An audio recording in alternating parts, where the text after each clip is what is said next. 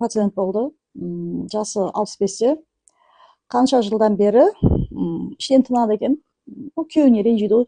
Күйеуім ішеді дейді, маған өмірі, мен отырсам опақ, тұрсам топақ деп не қылады. Осы үйде осы ұрыс болмасыншы деп мен көбінесе үндемеймін дейді. Соның салдарынан көп эмоциясын ішіне жұта бергеннің кесірінен қазір бұл кісіде уже үрей бар, қорқады, любой нәрседен бір жаманшылық күтіп отырады. Қазір бір нәрсе болып қалады деген сияқты ондай ожидание.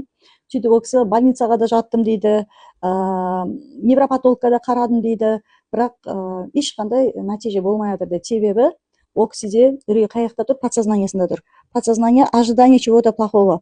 А ол ожиданиясын кейін бір разбор жасап қарасақ, сөйтсек ол кісінің көбінесе сол күйеуінен қорқады екен.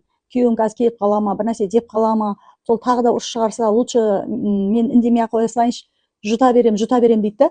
А ол соның сөзін жұттым деген сайын өзін-өзі төмендетіп жатыр ғой. Сол себептен ол кісіде стресс болып жатыр. Сол себептен ол кісіде күйзеліске түсіп кеткен. Ол кісі еще давлениесі бар. А ол эмоциясын шығара білсе, өзінің ойын нақты айта білсе, өзін қорғай білсе, ол денесінде стресс болмас еді.